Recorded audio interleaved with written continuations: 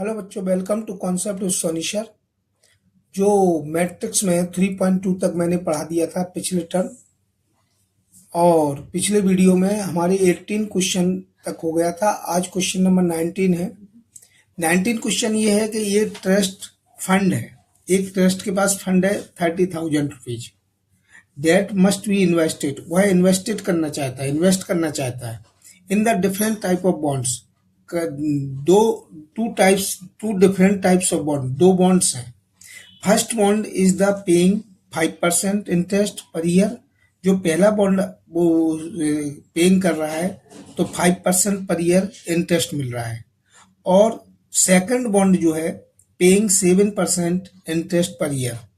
Using matrix multiplication methods का use करते हुए जो 30,000 रुपीज है among the two types of bond, दो प्रकार के बॉन्ड से अपन को 30,000 रुपीज को इन्वेस्ट करना है। If the trust fund must obtain annual total interest of, तो ट्रस्ट फंड जो टोटल इंटरेस्ट है वो ट्रस्ट फंड क्या 1800 rupees, total trust fund 1800 rupees मिल रहा है। और दूसरे में जो दूसरी कंडीशन है उसमें टोटल ट्रस्ट फंड कितना दे रहे हैं, वो दे रहे हैं 2,000 रुपीज, ये टोटल। तो इसको कैसे सॉल्व करेंगे कि let rupees interest in first bond यदि मैंने खरीदा तो आंसर इसका ऐसे देंगे कि लेट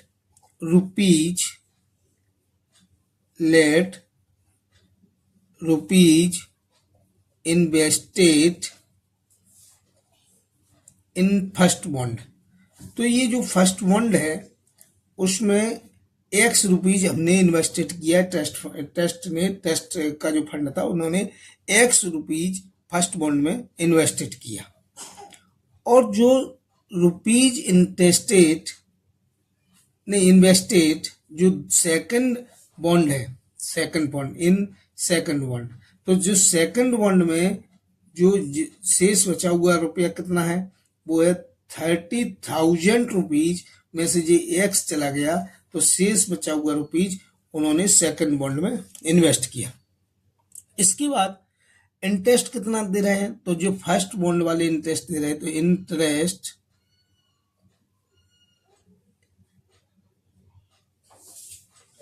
तो इंटरेस्ट ऑन फर्स्ट बॉन्ड, तो जो फर्स्ट बॉन्ड में इंटरेस्ट दे रहे हैं वो दे रहे हैं 5%। तो 5% फर्स्ट बॉन्ड का इंटरेस्ट है, इसको 5%, इसको अपन लिख सकते हैं 5/100, राइट। और जो इंटरेस्ट है,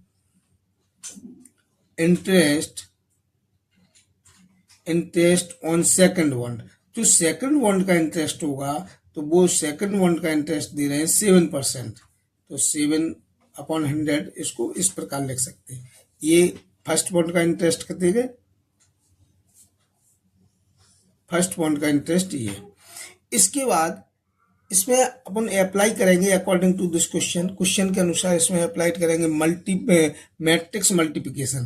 तो मैट्रिक्स मल्टीप्लिकेशन के अकॉर्डिंग अपन मैट्रिक्स बनाएंगे इसमें। तो हमेशा इन्वेस्टेड रुपीज, एक तो इन्वेस्टेड करना है, तो इन्वेस्टेड कर रहे हैं तो कितना इन्वेस्टेड कर रहे हैं कि फर्स्ट बॉन्ड के लिए एक्स रुपीज इन्वेस्टेड कर रहे हैं, और सेकंड बॉन्ड के लिए 30,000 माइनस एक्स रुपीज ये इन्वेस्टेड कर रहे हैं। तो ये हमेशा जब भी मैट्रिक्स बनाते हैं तो रो और कॉलम के फॉर्म में बनाते हैं।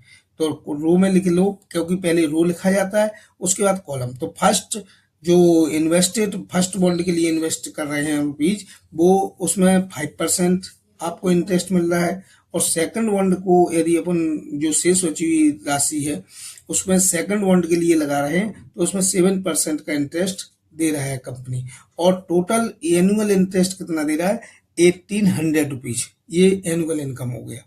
तो इसको मैट्रिक्स के फॉर्म में कैसे लिखे जाएंगे कि इन्वेस्टेड को रो में लिख लो, और जो 5% मिल रहा है, जो अपन को इंटरेस्ट मिल रहा है वो कॉलम में कर लो, या इंटरेस्ट को रो में लिख लो और इसको कॉलम में कर लो, ऐसे भी कर सकते हैं।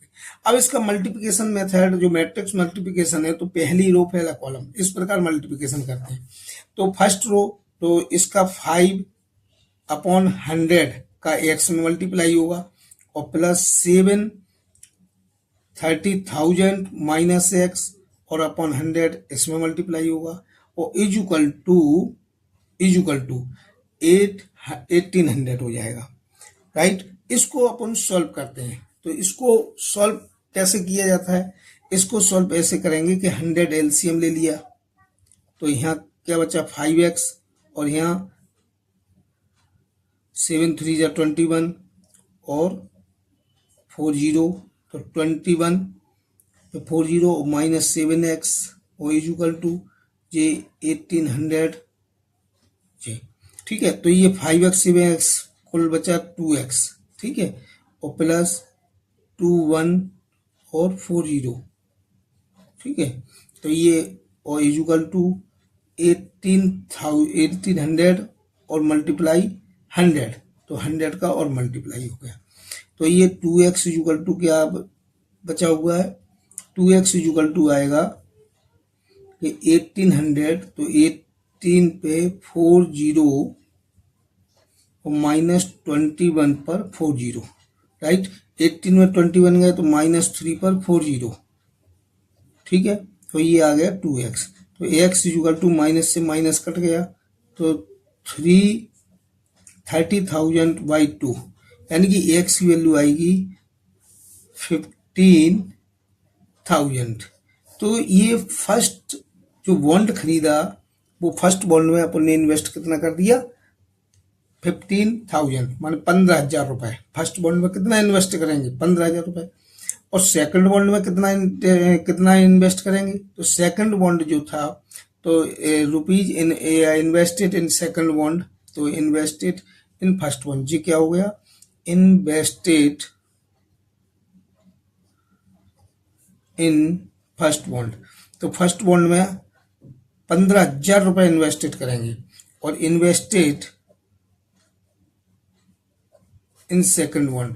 तो जो सेकंड बॉन्ड में कितना था कि 30,000 रुपए जो था 30,000, उसमें से 15,000 माइनस हो जाएगा तो इज इक्वल टू 15,000 रुपए सेकंड बॉन्ड में इन्वेस्ट करेंगे। तो ये इसमें जो फर्स्ट बॉन्ड और सेकंड बॉन्ड खरीदा था 5% पे फर्स्ट बॉन्ड आ रहा था, सेकंड बॉन्ड 7% पे आ रहा था। एनुअल इनकम 1800 रुपीज दे रहे थे, 1800 रुपीज ये इंटरेस्ट दे रहे थे, एनुअल इंटरेस्ट। तो इस प्रकार वो ट्रस्ट कंपनी को हाफ हाफ खर्च करना चाहिए। अब इन दिस सेकंड केस एक सेकंड क्वेश्चन हो रहा है। सेकंड केस में क्या है? सेकंड केस में ये है कि फर्स्ट बॉन्ड पर x, तो ये फर्स्ट में x तो x खर्च किया और सेकंड में कितना? सेकंड बॉन्ड में इन्वेस्ट कितना किया? 30,000 माइनस x। और ये मैट्रिक्स के फॉर्म बनाना है तो मैट्रिक्स को हमेशा पहले रो लिखा जाता है, उसके बाद कॉलम आता है। तो इसमें फर्स्ट बॉन्ड में 5% दे रहा था, सेकंड बॉन्ड में आपको इंटरेस्ट मिल रहा था 7%। और इस प्रकार ये एनुअल जो इनकम हो रही थी, एनुअल दे रहा था वो एनुअल इंटरेस्ट, वो 2,000 रुपीज दे रहा था। इसको ही सॉल्व इसी प्रकार करेंगे कि 5x, तो 5x अपॉन 100 प्लस 7 अपॉन 100 और 30,000 minus x is equal to 2,000, right. 100 LCM लिया, तो 100 जब एलसीएम लिया तो यहाँ 5x प्लस 21 21 और 21 पर 40 minus 7x is equal to 100, तो एलसीएम लिया था तो इसमें इज इक्वल टू हो जाएगा 2,000, राइट। तो ये 5 में से 7 गया तो कितना बचा? 2x प्लस 21 पर 40, राइट। और ये 2,000 है, उसमें 20 और ऐड कर दें तो ये कितना हो गया? 2x इज इक्वल टू ये 22 पर 50, तो 20 पर 40 माइनस 21 पर 40, ये तो ये बच्चा 20 में से 21 गया तो 1 पर 40 यानी 1 पर 40 मीन्स 10,000 रुपीज़। तो ये 10,000 रुपीज़ है, तो एक्स की वैल्यू कितनी आ गई, 10,000 में 2 का डिवाइड कर देंगे, तो इसमें एक्स की वैल्यू आ जाएगी 5,000 रुपीज़। तो 5,000 रुपीज़। तो यहाँ पर क्या होगा, इन्वेस्टेड इन फर्स्ट बॉन्ड। तो सेकंड कंडीशन में इन्वेस्टेड इन फर्स्ट बॉन्ड, तो फर्स्ट बॉन्ड में इतना इन्वेस्ट करना चाहिए, और इन्वेस्टेड इन सेकंड बॉन्ड, तो सेकंड बॉन्ड में जो इन्वेस्टेड करेंगे वो 30,000 माइनस एक्स था। तो सेकंड बॉन्ड में 30,000 माइनस 10,000, तो सेकंड बॉन्ड में 25,000 आपको खर्च करना पड़ेगा। तो इस प्रकार सेकंड बॉन्ड में 25,000 लगाइए, इन्वेस्ट कीजिए, फर्स्ट बॉन्ड में 5,000। इस प्रकार ये 19 सवाल क्लियर हुआ। 19 के बाद आता है question number 20। The book shop of the particular school has the 10 दर्जन केमिस्ट्री बुक्स एंड 1 दर्जन के फिजिक्स बुक्स एंड 10 दर्जन इकोनॉमिक्स बुक्स।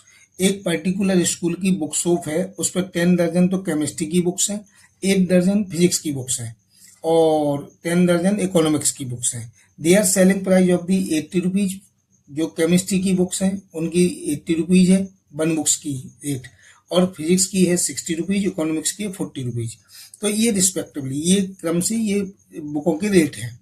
यहाँ पर find the total amount of the book shop. तो बुक शॉप का टोटल अमाउंट कितना होगा जब उसको सेल करें, तो रिसीव कितना टोटल बुक अमाउंट रिसीव किया जाएगा, और मैट्रिक्स मेथड से इसको बताना है। तो इसमें क्या होता है कि जो बुक सेलर है, तो पहले तो टोटल केमिस्ट्री की बुक्स कितने हैं, तो number of books in chemistry, या total number of books chemistry.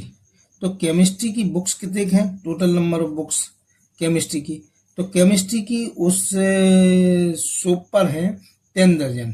तो दर्जन का मतलब होता है 12 से मल्टीप्लाई, क्योंकि एक दर्जन में 12 बुक्स होती हैं, तो 120 बुक्स हैं, ठीक है। तो total number of physics books, तो बुक्स जो है बुक्स वो फिजिक्स की कितनी है, तो total number of physics books, तो यहाँ पर फिजिक्स की कितनी है 8 दर्जन, तो ये है 96 बुक्स। और टोटल नंबर ऑफ इकोनॉमिक्स, तो total number of books economics की, तो जो इकोनॉमिक्स की बुक्स है, इकोनॉमिक्स की बुक कितनी है, यहाँ पर है इकोनॉमिक्स की है 10 दर्जन, तो 120 बुक्स इकोनॉमिक्स की है। लेकिन जो फिजिक्स की बुक का रेट है, प्राइस या सेलिंग प्राइस, तो सेलिंग प्राइजेज, तो सेलिंग प्राइस ऑफ केमिस्ट्री, तो केमिस्ट्री की जो सेलिंग प्राइस है केमिस्ट्री की बुक्स की, वो सेलिंग प्राइस यहाँ पर रखी गई है 80 रुपीज़। और सेलिंग प्राइस फिजिक्स की कितनी है, तो फिजिक्स की जो सेलिंग प्राइस है बेटा, तो फिजिक्स की है 60 रुपीज़, राइट। और इकोनॉमिक्स की कितनी है, इकोनॉमिक्स की, तो सेलिंग प्राइस इकोनॉमिक्स की है 40 रुपीज़, राइट। तो यहाँ पर जो एसपी ऑफ फिजिक्स और एसपी ऑफ क्या इकोनॉमिक्स। अब मैट्रिक्स मेथड का यूज करते हैं, तो अकॉर्डिंग टू दिस क्वेश्चन यहाँ पर मैट्रिक्स का यूज कर रहे हैं, तो मैट्रिक्स का हमेशा रो और कॉलम में लिखा जाता है। तो मैट्रिक्स में टोटल अमाउंट जो सेलिंग प्राइस होगी, टोटल सेलिंग प्राइस, तो टोटल अमाउंट ऑफ, ये लिखा टोटल अमाउंट ऑफ बुक्स है, तो टोटल सेलिंग प्राइस, टोटल जो सेलिंग प्राइस होगी वो इसको मैट्रिक्स के फॉर्म में बताना है। तो इसमें मैट्रिक्स में केमिस्ट्री की 120 बुक्स हैं, या नंबर ऑफ बुक्स यहाँ लिख रहा है, तो इसकी प्राइस यहाँ लिख देंगे। तो केमिस्ट्री की ये फिजिक्स की 96 हैं, और ये इकोनॉमिक्स की 120 बुक्स हैं। और यहाँ पर जो केमिस्ट्री की बुक्स है वो 80 रुपीज़ की आ रही है, यहाँ फिजिक्स की बुक्स है वो 60 की है, यहाँ 40 की है। यहाँ पर हमेशा जब भी मैट्रिक्स फॉर्म में लिखा जाता है, तो मैट्रिक्स में पहले रो लिखा जाता है, उसके बाद कॉलम, इसलिए ये रो में या तो नंबर ऑफ बुक्स रो में लिख लो और कॉलम में उसके रेट डाल दो, या कॉलम आप रो में लिख लो तो रेट डाल, नंबर ऑफ बुक कॉलम में कर दो, तो पहले रो लिखा जाएगा।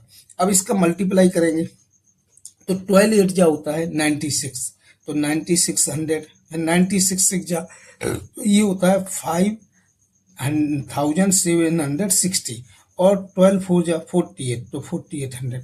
इन सब का ऐड करके जो टोटल प्राइस आएगी वो आएगी 20,160 रुपीज आपको टोटल सेलिंग प्राइस होगी, उसको 20,160 रुपीज ये आंसर है। राइट, समझ में आया बेटा।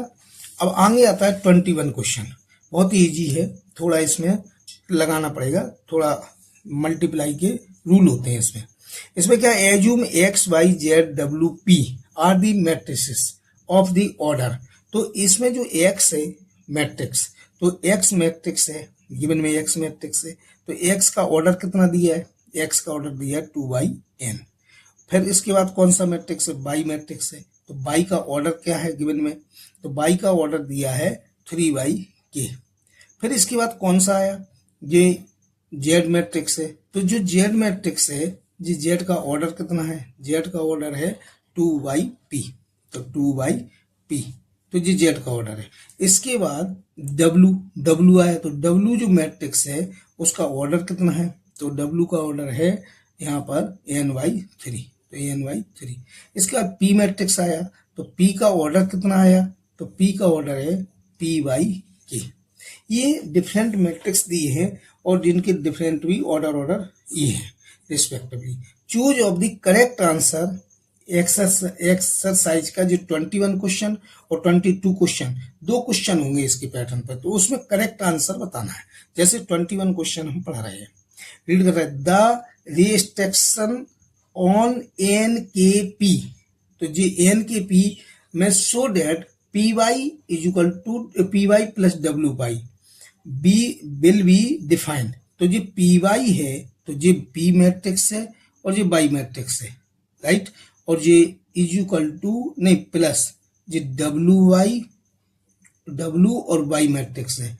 इनको इन तीनों में रिलेशन क्या है, इन तीनों का क्या वैल्यू है, कि K की क्या वैल्यू है, P और N की क्या वैल्यू है, या क्या रिलेशन है, तो ये आपको गिवन में दिया है और इनके बताइए कि कौन से ऑर्डर में क्या रिलेशन है, A B C D, इनमें कौन सा करेक्ट आंसर है। तो इसमें जो करेक्ट आंसर है तो P जो मैट्रिक्स है, तो P जो मैट्रिक्स है तो ये P मैट्रिक्स हो गया ये, और ये हो गया आपका बाई मैट्रिक्स, इन दोनों का मल्टीप्लाई करना है, और ये हो गया आपका W मैट्रिक्स और ये हो गया आपका बाई मैट्रिक्स, इन दोनों का मल्टीप्लाई करना है। जब भी P मैट्रिक्स जब भी मल्टीप्लाई करते हैं तो P का ऑर्डर बोलिए पहले, तो P का ऑर्डर है P/K, P का ऑर्डर क्या है P/K, और बाई का ऑर्डर क्या है, तो बाई का ऑर्डर है 3/K। अब यहाँ पर W का ऑर्डर क्या है, तो W का ऑर्डर है n/3, और Y का ऑर्डर क्या है, Y का ऑर्डर है 3/K। अब ये W का Y में मल्टीप्लाई होगा, तो हमेशा जब भी मल्टीप्लाई होता है तो पहले मैट्रिक्स का कॉलम और दूसरे मैट्रिक्स का रो सेम होना चाहिए, तभी ये मल्टीप्लाई होगा। तो हमने यहाँ पर P का 22 से मल्टीप्लाई किया, लेकिन ये मल्टीप्लाई तब होगा जब K बराबर 3 होना चाहिए, तो K के स्थान पर 3 रख देंगे, तो यहाँ पर जो अगला ऑर्डर आएगा वो आएगा P/K। जब कब, जब P का और Y का मल्टीप्लाई होगा और K इज इक्वल टू 3 होगा। इन दोनों का मल्टीप्लाई तभी होगा कि फर्स्ट जो मैट्रिक्स है उसका कॉलम और सेकंड मैट्रिक्स का रो इक्वल होना चाहिए, तभी मल्टीप्लाई होगा। तो इन दोनों का मल्टीप्लाई किया, तो W का मल्टीप्लाई किया 22 से, और इसका जो ऑर्डर आया वो आया n/K। ये पॉइंट समझ में आया कि नहीं बेटा। तो यहाँ पर ये मल्टीप्लाई उसी कंडीशन में होगा जब K इज इक्वल टू 3 होगा, और K इज इक्वल टू 3 यहाँ पर ये मिल रहा है, इसका मतलब ये ऑप्शन सही हो सकता है, अभी क्लियर नहीं है, सही हो सकता है, ठीक है, पॉसिबिलिटी है। तो यहाँ पर K is equal to 3 right समझ में आया। अब इसमें जो ऐड होता है, हमेशा ऐड तभी होता है जब सेम ऑर्डर के मैट्रिक्स होते हैं। तो जो PY कोई मैट्रिक्स है तो इसका वैल्यू है P/K और इसकी वैल्यू है n/K। ये n/K और पी बाई के ये तभी सेम हो सकता है, या तो पी के स्थान पे एन कर दो तो एन बराबर पी होना चाहिए, तभी ये ऐड होगा। ठीक है, तो यहाँ पर एन बराबर पी आएगा, तभी ये ऐड संभव है। तो यहाँ पर एन बराबर पी और पी के बराबर 3, इसमें से जे राइट है, इसलिए इसका ऑप्शन ए राइट है। राइट, समझ में आया बेटा। इसके बाद इसी प्रकार ये सेकंड क्वेश्चन है। सेकंड क्वेश्चन क्या है, एन बराबर पी दिया है, then the order of the matrix 7x minus 5y। तो ये कह रहा है कि जो 7x है, 7x और माइनस 5z है, इसका ऑर्डर बताइए, इस मैट्रिक्स का ऑर्डर क्या है। तो जो 7 है और जो x है, तो x जो मैट्रिक्स है, तो इस x का ऑर्डर क्या है, ये पहले बोला था मैंने 2yn, तो इसका है 2yn ऑर्डर का है, ये x है, और माइनस ये 5 है, और ये z का ऑर्डर क्या है, ये z मैट्रिक्स है, और z का यहाँ पर ऑर्डर है 2yp, तो ये 2yp। अब ये जो ऐड होता है, ये ऐड उसी कंडीशन में होता है, ऐड उसी कंडीशन में होता है कि ये ऑर्डर समान हो, तभी ऐड और सब्ट्रैक्शन होता है। तो यहाँ पर क्या है कि 2 तो मिल रहा है, और n बराबर एक कंडीशन और दी है p, n बराबर p ये कंडीशन दी है बेटा, n बराबर p। तो यहाँ पर जो n बराबर p कंडीशन दी है, तो यहाँ 2yn और 2yn, तो यहाँ पर क्या है कि 2yn और ये भी 2yn है, तो ये ऑर्डर समान होने चाहिए 2yp। राइट, अब यहाँ पर यदि ये पुट कर दे वैल्यू n बराबर p, जी गिवन में दी है बेटा, तो ये यहाँ पर क्या, यदि इसके स्थान पर 2yn, तो p के स्थान पे n ही रख दो तो 2yn, तो या तो इस ऑर्डर का होने चाहिए, और या n के स्थान पे b रख दो तो 2yp या 2yp का होने चाहिए। तो यहाँ पर जो क्वेश्चन जो ABCD में दिया है, तो जो 2 तो जो कॉमन मिल रहा है, तो 2 तो फिक्स है, क्योंकि पहले रो लिखा जाएगा, तो ये 2 फिक्स है, तो ये 2 आ रहा है, इसलिए 2yn सही है, और ny2 नहीं हो सकता, क्योंकि इसमें 2 जब भी लिखेंगे तो 2 रो पहले होने चाहिए। ठीक है, तो इस प्रकार इसका बी आंसर क्लियर है। और ये वीडियो बेटा अच्छी लगी हो तो लाइक शेयर सब्सक्राइब जरूर करना, आने वाली वीडियो के लिए बेल आइकन जरूर दबाना। Thank you.